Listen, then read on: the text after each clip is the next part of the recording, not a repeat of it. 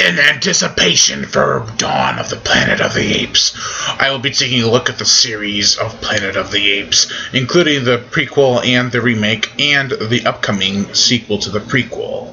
Or could it be a prequel to the prequel? Nah, just kidding, it's not.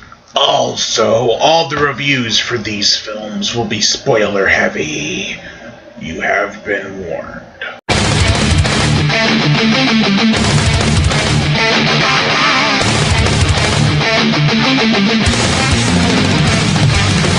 Welcome to the horror show. To realize there is nowhere to run.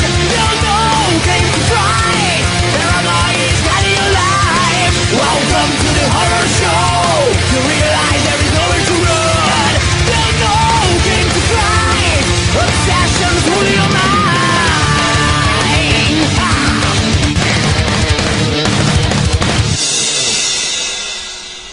Planet of the Apes. The plot for Planet of the Apes revolves around three men who crash land on the planet, and they go walking for quite some time, but they have these interesting conversations to keep the flow going.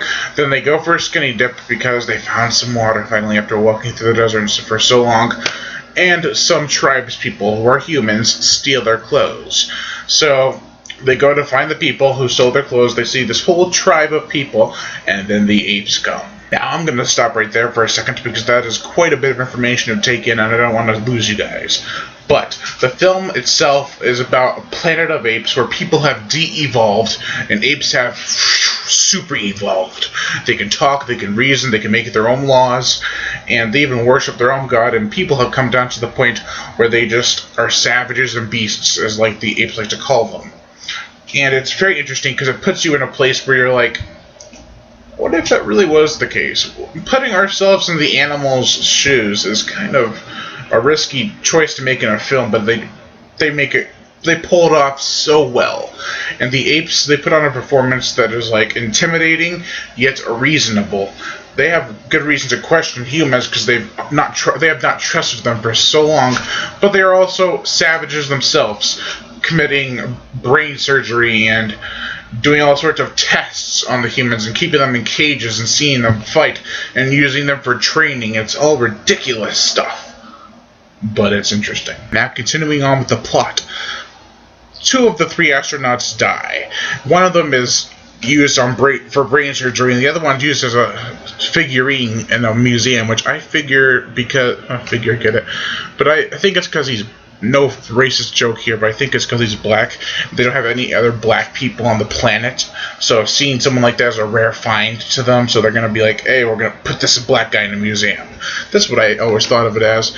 And so there's one guy left. He got shot in the neck, and his lungs are damaged, and while they're healing, he can't talk because they're so damaged.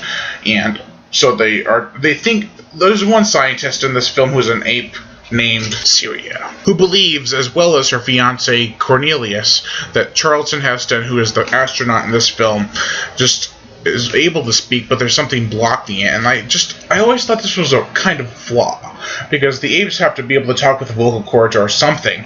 So wouldn't they just assume that Charlton Heston has vocal cords or something that helps him talk, and that when he got shot they got damaged? They never really bring that up. Anyways, Charlton Heston and his new love interest named Nova, because he had an old love interest, and she died from air leak or something in her pod where she was sleeping, and after all these years she finally dies.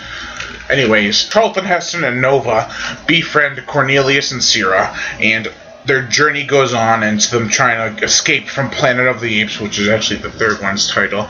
But anyways, Charlton Heston speaks, and Nova and him go off into the desert, and at the end of the film they show the Statue of Liberty that's been demolished, and Charlton Heston realizes that this Planet of the Apes was actually Earth, but it's thousands of years later, and something has seriously gone wrong. So what do I think of the film? I think it has great special effects for the 68-year mark, and the acting's very good. Charlton Heston pulls off this really good performance. The actors portraying the apes are very good as well. And Nova, the mute character, because she's one of the tribe members that can't speak, she hasn't evolved to that yet. Or will she ever evolve? I'm not going to tell you yet. Anyways, the film is awesome. It's very well shot, has some creepy imagery, also some disturbing imagery, and it's just a great film overall. Also, I will admit, the twist in this film is spectacular. That being said, overall I give Planet of the Apes, the 1968 classic, a 4.5 out of 5. Lion Brian Gatto, host of Horror Show Movie Reviews. Make sure to like my Facebook page in the description below, and to leave comments and subscribe.